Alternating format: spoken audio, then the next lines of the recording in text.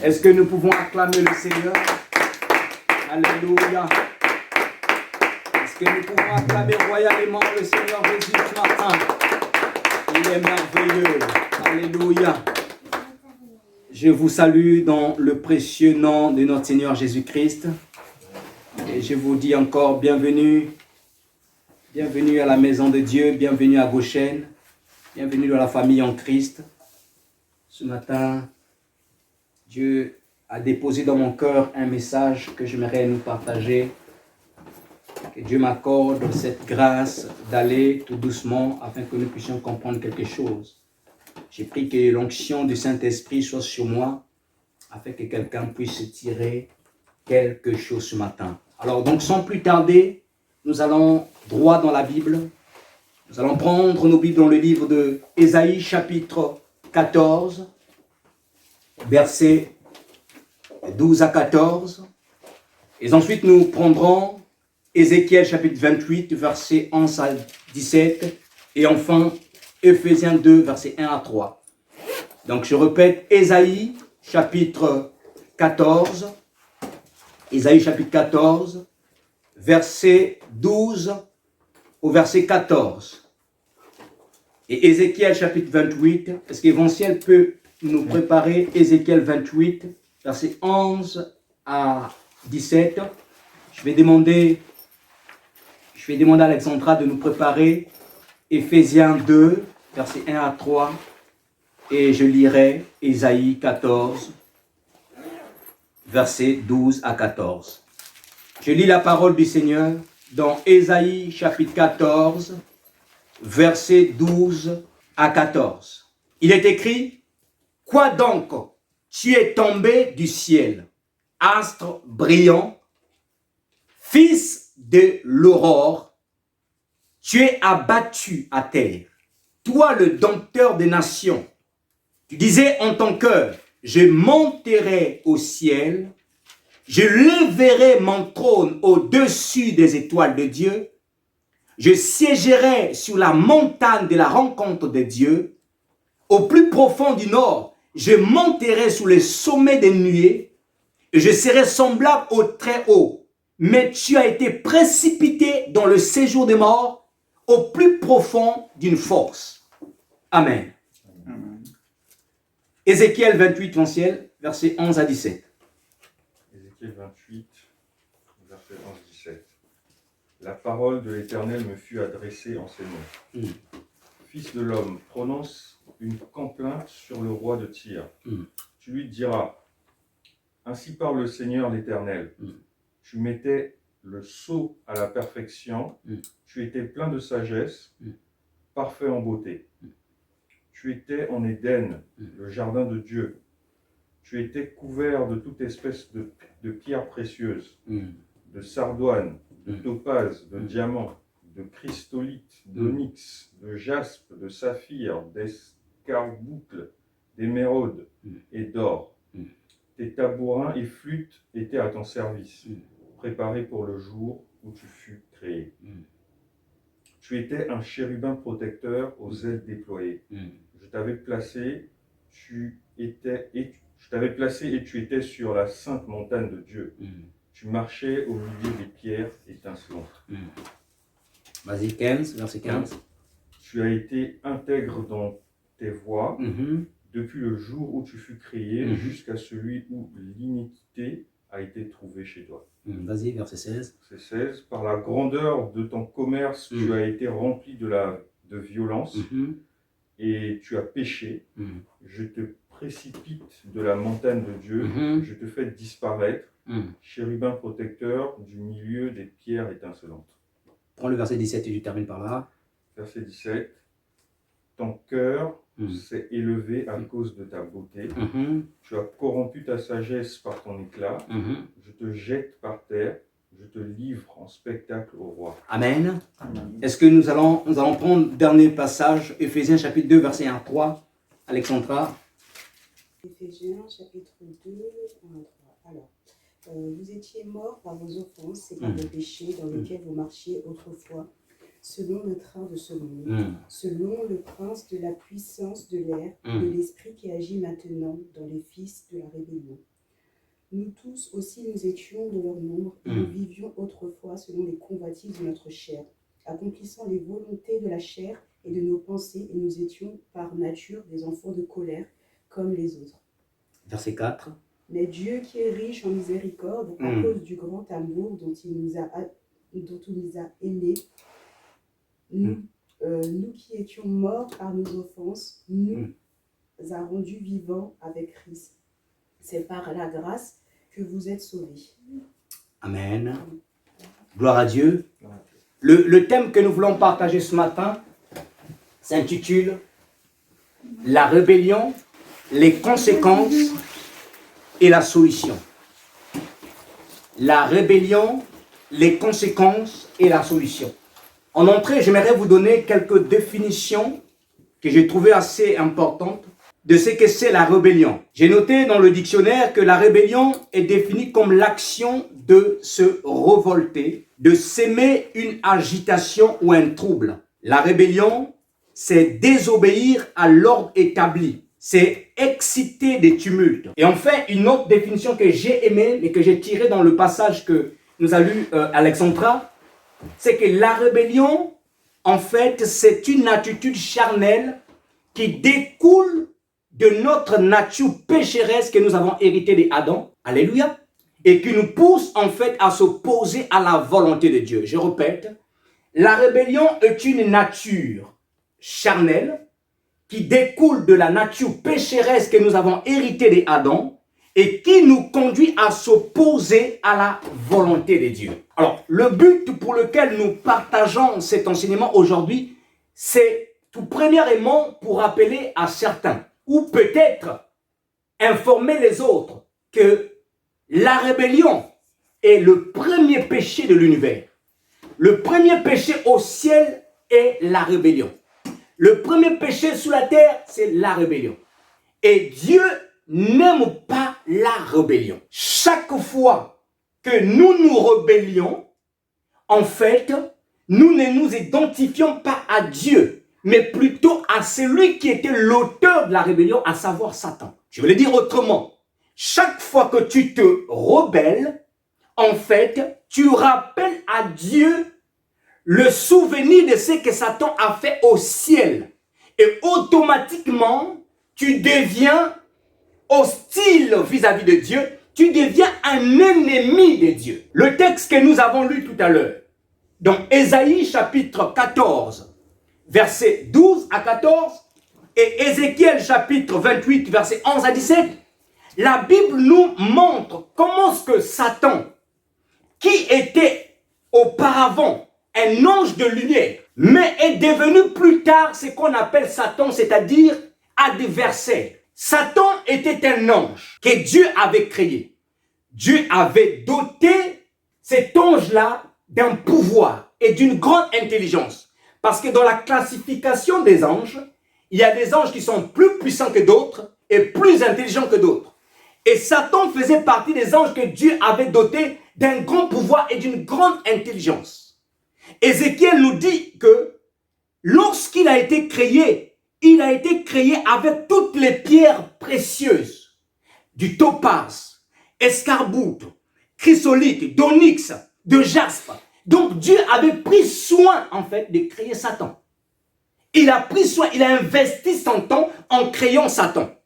Et la Bible dit aussi que des tambourins et des flûtes ont été mis à son service. Et c'est là que certains commentateurs bibliques disent qu'il était le garant de la louange de Dieu au ciel. Et même quand Dieu va faire construire le tabernacle, nous avons parlé de ça ici, il y avait, dans le lieu très saint, il y avait un objet qu'on appelait l'arche du témoignage. Et sur l'arche du témoignage, il y avait un couvercle qu'on appelait le propitiatoire. Et au-dessus de ce couvercle, il y avait quoi? 2 chérubins protecteurs aux ailes déployées qui fixaient le regard du propitiatoire. Et la Bible nous révèle que Satan était un chérubin. C'est-à-dire c'est quelqu'un qui gardait la gloire de Dieu. Il faisait partie des anges qui étaient plus proches de Dieu et qui gardaient la gloire. Parce qu'il y a 2 types d'anges qui sont proches de Dieu. Il y a des ce qu'on a vu ici, des chérubins et des séraphins. Ce sont des anges qui sont proches de Dieu. Et Satan fait partie des chérubins protecteurs. Mais qu'est-ce qui s'est passé? Satan s'est enorgueilli à cause de ce que Dieu lui a donné. Il a monté une rébellion au ciel pour pouvoir renverser le trône de Dieu. Il a monté une rébellion au ciel pour pouvoir prendre la place de Dieu. Et malheureusement pour Satan, il n'a pas été trouvé fort. Il n'a pas été trouvé fort et il a été précipité sur, la Bible dit ici dans le livre d'Ézéchiel, elle dit dans le séjour des morts, qu'on appelle aussi dans les abîmes. Satan a été précipité. Donc, Satan monte une rébellion contre Dieu. Et c'est là que la première rébellion de l'univers va surgir, va naître en quelque sorte. Pourquoi il monte une rébellion? À cause de la grâce que Dieu lui a donnée. Et malheureusement, c'est ce qui arrive dans la vie de beaucoup d'entre nous. La même grâce que Dieu nous donne, et c'est la grâce que nous utilisons pour combattre encore Dieu. Remarquez aujourd'hui, les scientifiques avec la même intelligence que Dieu les a donnée, ils se servent de cette intelligence pour prouver l'inexistence de Dieu. À cause des découvertes scientifiques. Et pourtant, c'est Dieu qui les a donné cette intelligence. Il y a même des personnes qui étaient dans la galère, qui n'avaient pas de travail, qui ont prié Dieu, donne-moi le travail. Dieu fait ceci. Quand Dieu les a donné le travail, ils ont tourné le dos complètement à Dieu. Ils ont dit que leur travail était plus important que servir Dieu. Et pourtant, c'est Dieu qui les a donné ce travail. Il y a des gens aujourd'hui dans ce monde qui étaient fauchés, dans la galère, pas d'argent. Ils ont supplié Dieu, donne-moi. Dieu les a bénis financièrement. Mais avec cet même argent, ils sont allés payer des prostituées. Ils ont soutenu des choses abominables qui ne confessaient pas Dieu ou qui ne glorifient pas Dieu. Et donc, Satan s'est servi de la grâce qu'il avait pour pouvoir combattre encore le Dieu qui lui a donné la grâce. Voyez-vous, frères et sœurs, vous comprenez pourquoi des fois Dieu ne nous donne pas certaines choses tout de suite? Parce que des fois Dieu sait, s'il te donnait ce que tu veux là tout de suite, là, il va complètement te perdre. Et Dieu par amour, parfois il attend un certain moment, il attend voir ta croissance, ton niveau de connaissance, ta vie de prière augmenter pour qu'il te donne ce que tu as besoin. Parce qu'il sait, s'il te donne tout de suite, il va te perdre. S'il te donne tout de suite, tu vas complètement l'abandonner.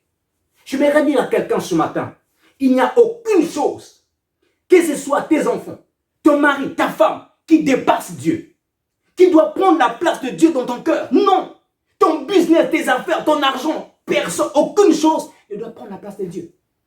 Et Dieu désire, il veut voir ça en fait. Il veut voir qu'on arrive à ce stade-là où il a la première place. Ton mari ne veut pas le prier, toi tu te lèves, tu vas prier. Ta femme ne veut pas le prier, toi tu te lèves, tu vas prier. Les enfants ne veulent pas, tu les prends, tu les emmènes avec toi. C'est ce que Dieu attend de nous. Cette dimension que Dieu attend de nous. Alors dans les textes que nous avons lus tout à l'heure, j'ai tiré 3 caractéristiques des rebelles. 3 caractéristiques qu'on trouve chez des personnes qui sont animées de l'esprit de rébellion. Le premier caractéristique, c'est que le point commun de tous les rebelles, c'est qu'ils sont animés par ce qu'on appelle l'esprit de chaufferie. L'esprit de chaufferie, c'est quoi? C'est un esprit qui n'aime pas être dirigé par les autres. Les rebelles ont du mal avec l'autorité. Les rebelles ont du mal avec les lois ou les principes établis. Même quand il y a la paix dans la famille. Même quand l'amour règne dans la famille, même quand les lois sont parfaites, même quand le climat est bon dans le pays, le climat est bon dans la famille, vous allez voir que les rebelles vont toujours chercher quelque chose, une faille pour pouvoir se rebeller. Pourquoi? Parce qu'ils sont contre qu'ils soient dirigés par d'autres personnes. L'esprit de rébellion. Et beaucoup de personnes sont comme ça. Ils n'aiment pas être dirigés par les autres. Ils n'aiment pas s'asseoir et être dirigés par d'autres. Ils n'aiment pas s'asseoir, écouter les autres. Ils n'aiment pas s'asseoir, laisser les autres faire. Ils veulent que ce soit eux qui soient à la place. Et on en voit même dans l'église aujourd'hui. Il y a des gens qui arrivent dans les églises.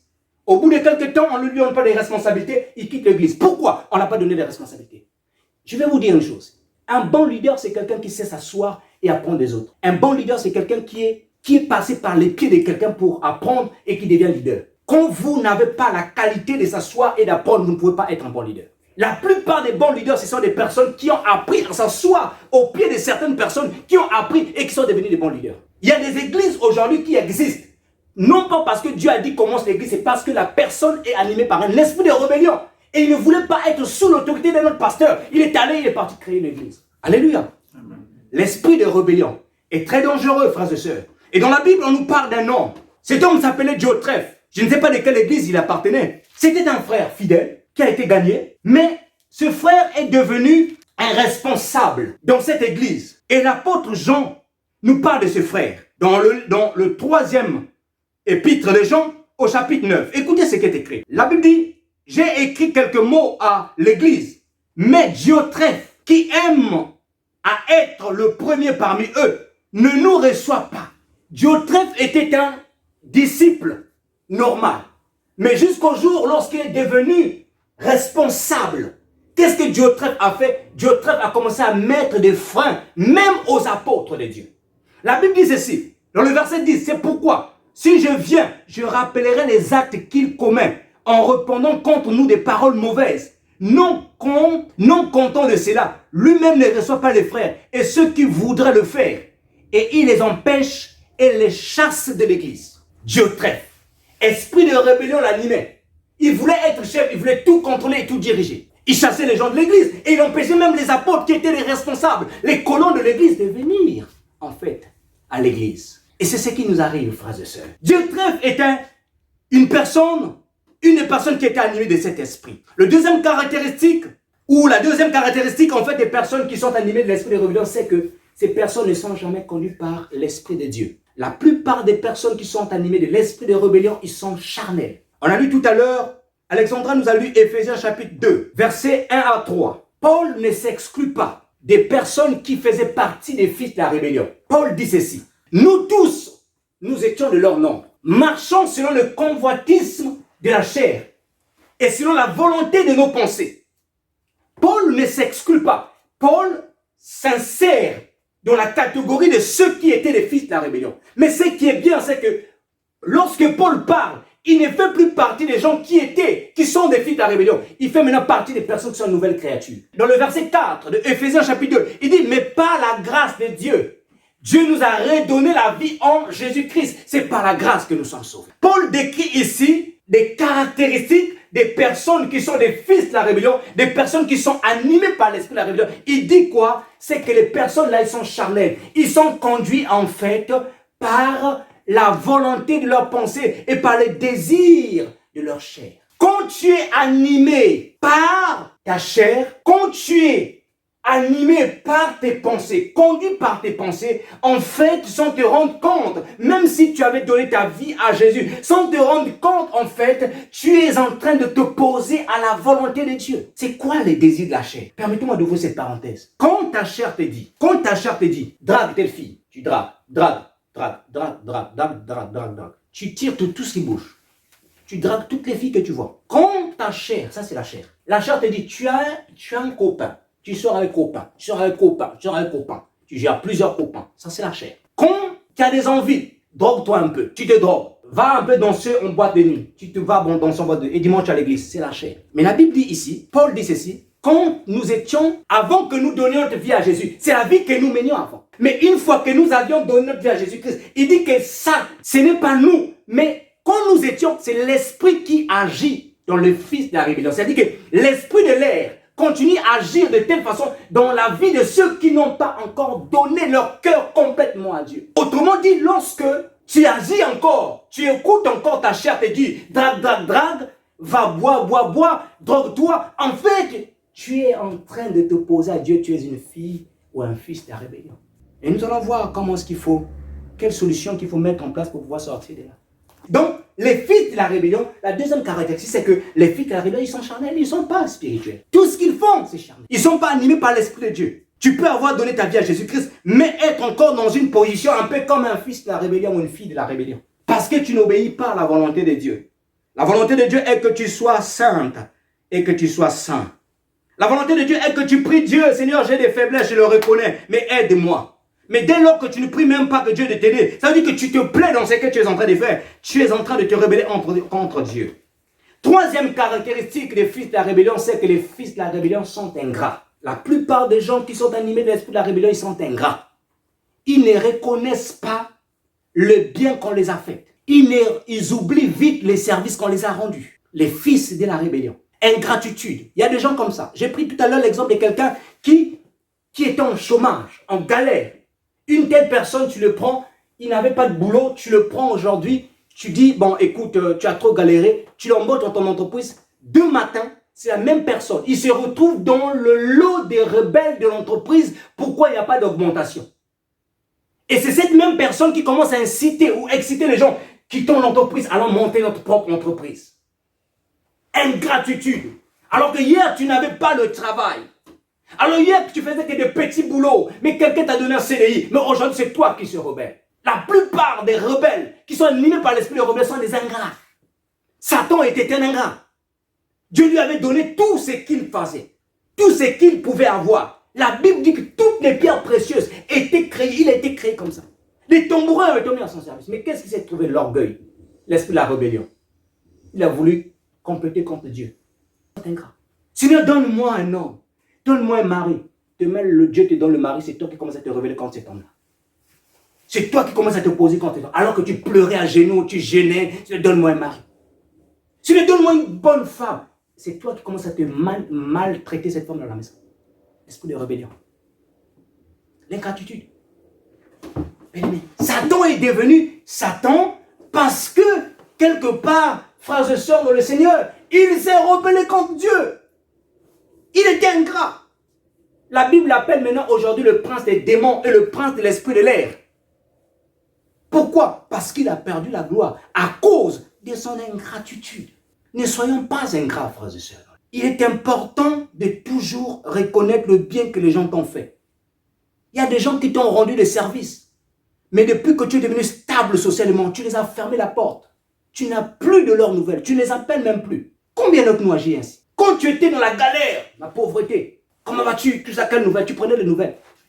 On t'a rendu service, on t'a emmené à un certain niveau. Tu as complètement oublié les personnes là qui t'ont rendu service. L'esprit d'ingratitude. Esprit d'ingratitude. Et Satan, pour réussir son coup, qu'est-ce qu'il a fait? Il a séduit les anges au ciel, mais il ne s'est pas arrêté au ciel. Il s'est infiltré sur la terre subtilement. Le territoire où Dieu avait mis l'homme. Parce que la terre, c'est l'extension du royaume de Dieu. C'est un peu comme la Grande-Bretagne, vous voyez? La Grande-Bretagne. Mais la Grande-Bretagne, vous savez, il y a l'Australie, il y a le Canada. Il y a des territoires qui appartiennent, en fait, qui sont gouvernés par la reine. Donc la terre est une extension du royaume de Dieu. Et cette extension du royaume de Dieu, Dieu avait établi un gouverneur, qui était l'homme. Il a donné à l'homme la capacité, le pouvoir gouvernemental. Tu gouvernes, et juridictionnel. Alors qu'est-ce qui s'est passé? Satan s'infiltre sur la terre, il va mentir à l'homme. Il va dire à l'homme, oh écoute-moi, Dieu a-t-il réellement dit que si tu manges de ce fruit-là, tu mourras? Vous ne mourrez pas. Vous serez réellement de Dieu.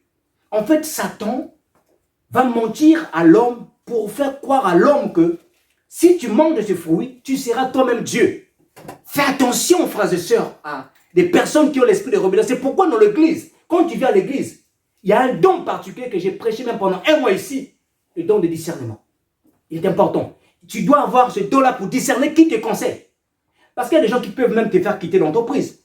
Tu sais, tu as la capacité. Tu peux créer ton propre entreprise alors que ce n'est pas encore le temps.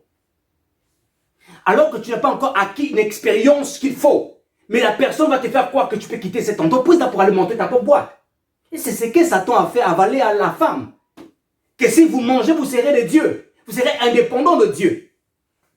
Et malheureusement, l'homme est tombé. Et qu'est-ce qui s'est passé? L'homme a perdu le pouvoir juridictionnel, le pouvoir gouvernemental. Et Satan l'a récupéré pour lui. C'est pourquoi la Bible dit que le monde est sous l'influence de Satan. Pourquoi? Parce que l'homme à qui on avait donné le pouvoir, il en a perdu. Mais fais très attention à des personnes qui sont animées de l'esprit de rébellion.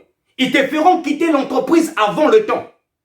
Ils te pousseront à te lancer dans l'entrepreneuriat avant le temps. Alors que tu n'as pas encore l'expérience, les capacités qu'il faut. Fais attention à des gens qui ont l'esprit de rébellion. Ils te feront quitter le mariage. Te feront croire que femme seule, tu es mieux. Va demander les femmes seules, elles vont te dire. Va leur demander. Certains te diront, il était mieux pour toi de quitter ta femme. Va leur demander, ils te diront. Un rebelle peut te quitter, peut te pousser à quitter l'église. Aujourd'hui, il y a même des gens qui ont créé des églises.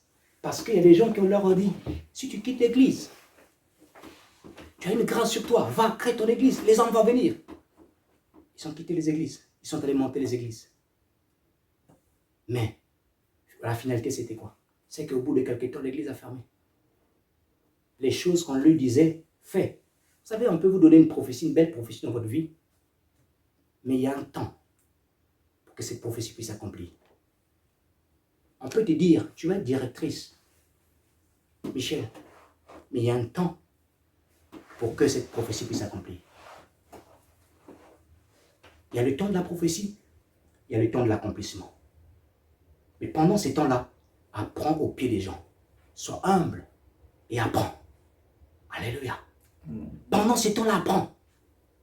Parce que quand tu apprends, et quand le temps viendra, tu auras les qualités et les capacités qu'il faut pour pouvoir. Il y aura certaines batailles qui viendront. Tu résisteras à ces batailles-là. Pourquoi? Parce que tu as pris au pied de quelqu'un. Chaque chose a son temps. Chaque chose a son temps. Les rebelles, on le trouve partout aujourd'hui. Les rebelles, on le trouve partout. Je vais redonner quelque chose de très important. On en trouve les rebelles dans les églises. On en trouve les rebelles dans nos familles, dans les entreprises. On trouve les rebelles partout. Et très souvent, quand on voit quelqu'un qui est rebelle, on dit que non, c'est l'éducation. Non, c'est l'environnement familial où la personne a grandi. Non, c'est parce que la personne a été élevée monoparentalement. Non, c'est parce que peut-être, oui, peut-être la personne est issue d'une bonne famille, mais l'environnement, l'école ou encore le quartier, c'est vrai, toutes ces choses-là, c'est vrai. C'est vrai.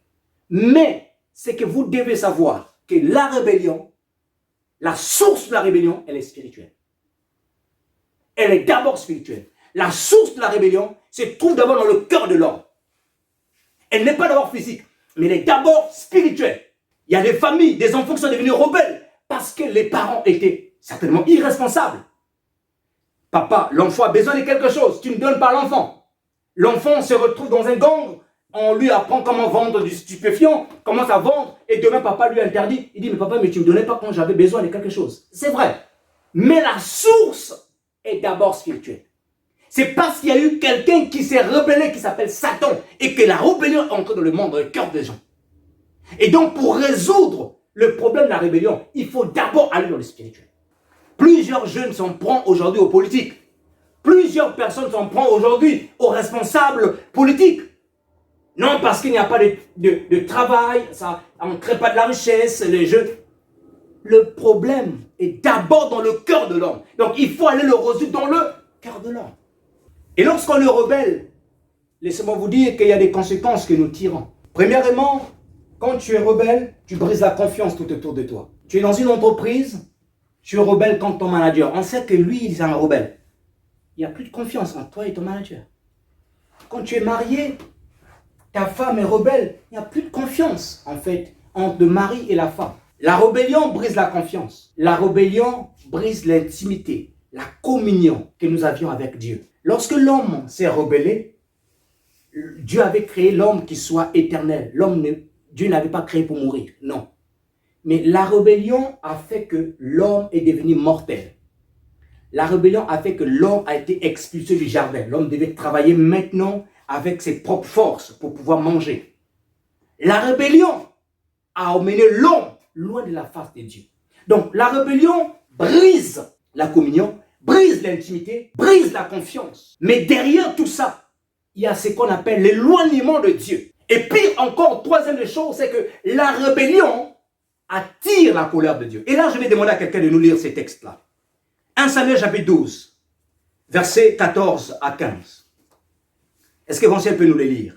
On va voir un peu troisième type, troisième conséquence que peut nous tirer la rébellion.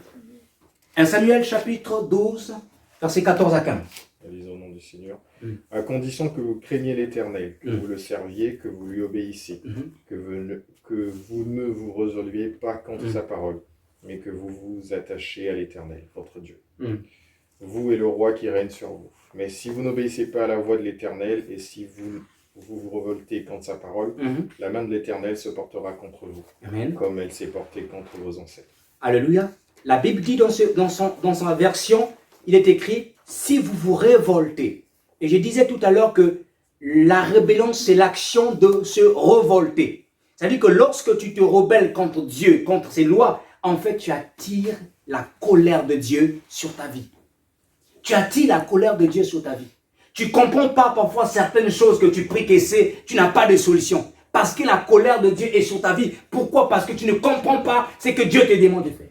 La confiance est brisée, l'intimité est brisée, le respect est brisé. Et non seulement tout ça, tu attires encore la colère de Dieu sur ta vie. Nous allons vers la fin. Alors, qu'est-ce qui se passe lorsqu'on est entouré des personnes qui sont rebelles? Ou encore, lorsqu'on est soi-même rebelle? Qu'est-ce qu'il faut qu'on fasse?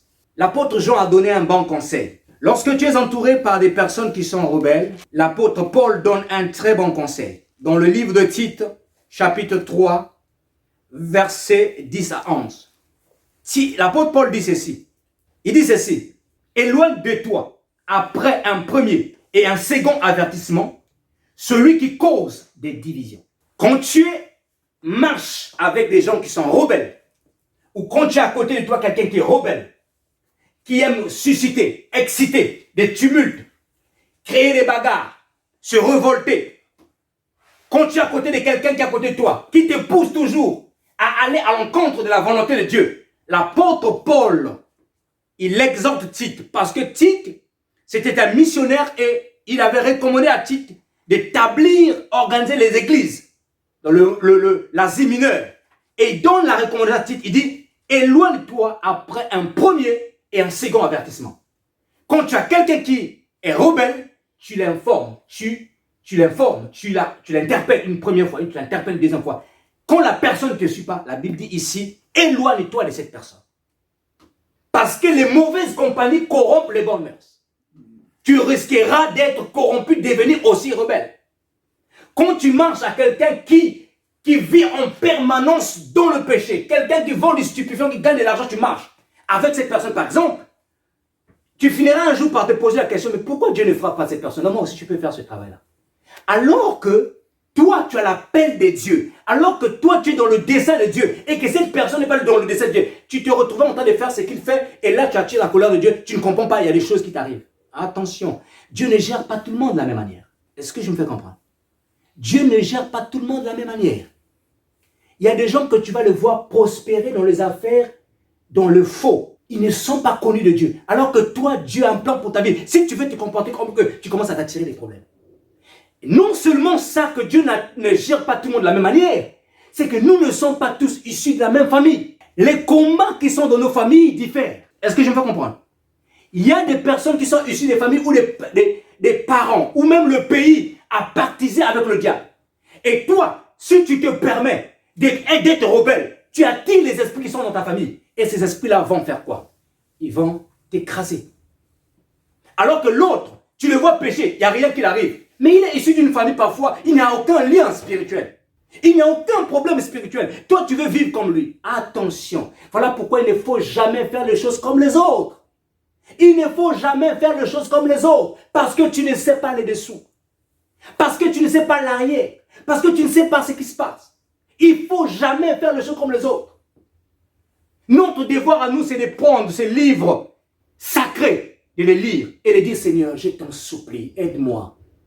La parole dit que je ne dois pas haïr. Aide-moi à ne pas haïr. Notre responsabilité, c'est ça. Demander à Dieu de nous aider à mettre en pratique ça. Et qu'est-ce qu'il faut faire maintenant pour terminer? Quand toi-même tu es rebelle, qu'est-ce qu'il faut faire? Quand tu te rebelles contre Dieu tout le temps, qu'est-ce que tu dois faire? La première des choses à faire, Paul dit ceci, ce texte que nous avons lu, que Alexandra a lu tout à l'heure, Éphésiens chapitre 2. Écoutez ce que nous dit Paul, le verset 4. Il dit, mais Dieu est riche en miséricorde, et à cause du grand amour dont il nous a aimés, nous qui étions morts par nos fautes, il nous a rendu la vie avec Christ. Le mot « rendre la vie avec Christ » ici parle de la rédemption, le rachat. Le rachat. La première des choses à faire pour ne plus être rebelle, c'est de se laisser racheter totalement par Dieu. Dieu doit te racheter, tu dois l'appartenir, tu dois l'accepter dans ta vie comme ton Seigneur et comme ton Sauveur. Tu dois t'abandonner. Tu dois dire, Seigneur, je t'accepte. Tu dois le recevoir dans ta vie. Ça, c'est la première chose à faire. Le premier acte à poser, c'est d'abord recevoir Christ dans ta vie, dans ton cœur, comme ton Seigneur et ton Sauveur. Mais ensuite, c'est quoi? Parce que tu peux recevoir Christ dans ta vie. Tu peux dire que j'ai reçu Jésus dans ma vie. Mais la vie que tu mènes te met en rébellion avec Dieu. Deuxième des choses qu'il faut faire, c'est quoi? Et c'est ce que le pasteur Jean-Luc Gaillard nous a essayé de nous parler dimanche dernier. C'est ce qu'on appelle la mort à soi-même. Jésus a dit que celui qui veut me suivre, qu'il prenne sa croix et me suive. Prendre sa croix, c'est quoi? C'est mourir à soi-même. Mourir à quoi? Tout ce qui ne glorifie pas Dieu dans ta vie. Tu es colérique, tu dis je veux mourir, je ne veux plus laisser la colère me dominer. Tu es colporteuse ou colporteur des fausses informations, tu dis je ne ferai plus ça. Je ne serai plus colporteuse. Je ne serai plus colporteur. Tu aimes marcher sous les autres. Tu es orgueilleux, orgueilleuse. Tu dis non, je ne donne plus. Tu dois mourir à toi-même. C'est-à-dire que tu ne dois plus laisser ces choses-là te diriger, te dominer. Et quand on a parlé du tabernacle ici, je vous disais, pour voir la gloire de Dieu, il faut passer par l'autel des holocaustes. L'autel des holocaustes, c'est l'autel où tu dois crucifier, tu dois sacrifier. Ce que tu appelais pour toi peut-être, ce qui faisait ta gloire, ce qui faisait en fait ta fierté, mais qui ne glorifie pas Dieu, tu dois le crucifier sur l'autel des holocaustes. Mourir à soi-même. Tu aimes attirer le regard des gens. Tu aimes lorsque tu achètes quelque chose, lorsque tu t'habilles. Tout le monde doit savoir que tu as acheté quelque chose. L'ostentation. Tu dois sortir de l'ostentation. Le moi. Regardez, j'ai une belle chemise. Regardez, j'ai acheté des chaussures. Regardez, j'ai une belle voiture. L'ostentation. Tu attires le regard chaque fois que tu investis. Tu dois sortir de l'ostentation. Quand tu donnes quelque chose à l'église, tu as besoin que tout le monde sache que j'ai donné ça à l'église. Tu dois sortir de l'ostentation. Voilà même pourquoi la Bible dit que c'est quand tu donnes, que ta main gauche ne puisse pas savoir comme ça. Tu dois sortir de ça. Donc mourir à soi-même, c'est faire une introspection de soi. Prendre un cahier. Tu notes la liste des défauts, des choses qui ne glorifient pas Dieu. Et tu dis que non, Seigneur, tu dois m'aider. Chaque chose qui ne te glorifie pas dans ma vie, là, je dois le tuer. Ça ne doit plus prendre place. Et c'est comme ça que tu vas te retrouver lorsque tu vas souligner la rébellion. J'aime me rebeller. Je n'aime pas être dirigé par les gens. J'aime tout diriger. J'aime tout contrôler. J'aime créer des problèmes, même dans la famille. Je suis une identité remarquable. J'aime créer des problèmes. Quand tu notes ça, tu dis à partir d'aujourd'hui, je ne ferai plus ça. On n'entendra plus parler de mon nom dans la famille que c'est moi qui crée des problèmes. On n'entendra plus parler de mon nom dans la société que c'est moi qui crée des problèmes. On n'entendra plus... Quand tu mets ça, tu commences à abonder dans la présence de Dieu. Présenter ça à Dieu. Dieu va t'aider. Dieu va t'aider. Et tu verras qu'au bout de certains temps, tu es devenu la nouvelle créature. Les gens vont t'étonner. Toi, tu as changé comme ça. Ma copine, mon gars, c'est toi qui es devenu comme ça. Oui, parce que Dieu a fait un travail. Nul ne passe, un homme a dit, nul ne passe à la croix et reste la même personne. Tu ne peux pas passer à la croix de Jésus et rester la même personne. Hein, mon frère? Tu ne peux pas passer à la croix de Jésus et rester la même personne. Quand tu rencontres la croix de Jésus dans ta vie, tu deviens une nouvelle personne. Les gens se poseront la question, non, ce n'est pas lui. Tu diras et tu affirmeras, c'est bien moi, parce que Jésus est passé dans ma vie. C'est pourquoi vous me voyez, je suis différent. Que Dieu vous bénisse. Amen. Alléluia. Est-ce que nous pouvons nous mettre debout? On va prier. Alléluia. On va prier le Seigneur. On va prier. Alléluia. La rébellion, les conséquences et la solution. On va chanter un chant que nous aimions chanter ici. Un chant de supplication. Et ce chant dit simplement: aide-moi sans cesse, Seigneur, à te faire plaisir. En chantant ce chant, vous savez, Dieu n'est pas un Dieu lointain. La religion nous a appris et nous a fait croire que Dieu, c'est comme un papa qui est très loin. Non, Dieu, il est à côté de toi. Quand tu parles à Dieu, en fait, il faut toujours t'imaginer que en face de toi, il y a une personne qui est là. C'est comme si tu parlais à ta mère ou c'est comme si tu parlais à ton père au devant de toi. Quand tu chantes, en fait, il faut associer le chant qui sort de tes lèvres avec tes pensées. Tu es en train de chanter, mais que les yeux de ton esprit regardent les paroles qui sortent, pour que ton esprit et les paroles qui sortent de toi soient en connexion, et pour que ces paroles-là soient créatives. Beaucoup de personnes ne voient pas l'exaucement, par exemple, de leur prière, c'est simplement parce que nous parlons, mais notre esprit n'entend pas ce que nous disons. Or, l'esprit est créatrice, la parole est créatrice, avec la puissance de l'esprit. Il faut que ton esprit, quand tu dis « Seigneur Jésus, je t'aime, viens me sauver », ton esprit doit entendre que tu es en train de dire « Viens me sauver ». Et c'est comme ça que ton esprit, plus qu'il connaît, il sent les profondeurs de cœur, il va communiquer à Dieu, le Fils a besoin qu'il soit sauvé. Aide-moi sans cesse à te faire plaisir et te dire avec tendresse, je t'aime, Seigneur.